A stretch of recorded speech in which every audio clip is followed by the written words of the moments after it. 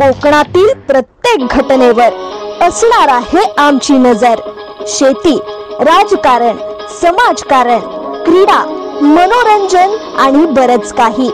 आपण पाहताय कोकणातील वेगवान न्यूज चॅनल के न्यूज कोकण। संपूर्ण भारतात तालुकास्तरीय मंडणगड दिवाणी व फौजदारी न्यायालयाची सर्वात सुंदर इमारत।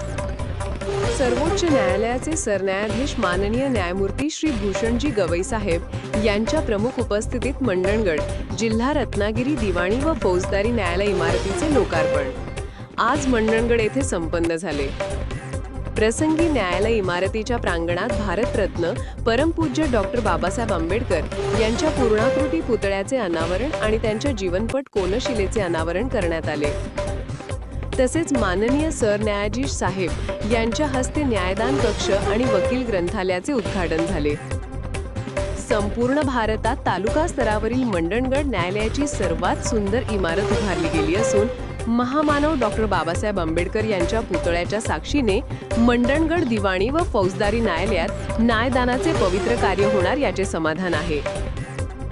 अतिशय जलद गतीने या इमारतीची बांधणी अवघ्या 2 वर्षात पूर्ण झाली असल्याने माननीय सरन्यायाधीश साहेब यांनी सर्व संबंधित लोकप्रतिनिधी, अधिकारी आणि बांधकाम कौतुक केले आणि बांधकाम कामगारांचा सत्कार केला। प्रसंगी 0 ते 18 वयोगटातील दिव्यांग बालकांसाठी शासकीय योजनांची माहिती पुस्तिका आणि स्मरणिकेचे अनावरण मान्यवरांच्या हस्ते संपन्न झाले।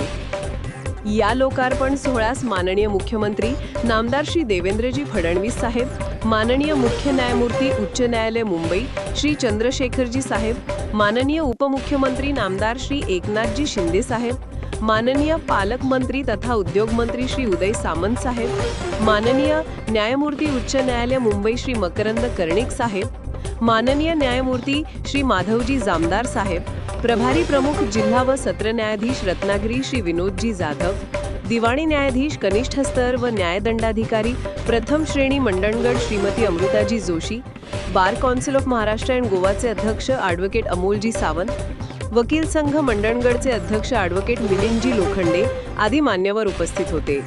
के न्यूज साठी प्रतिनिधी मुस्तकीम कारविनकर, मंडणगड।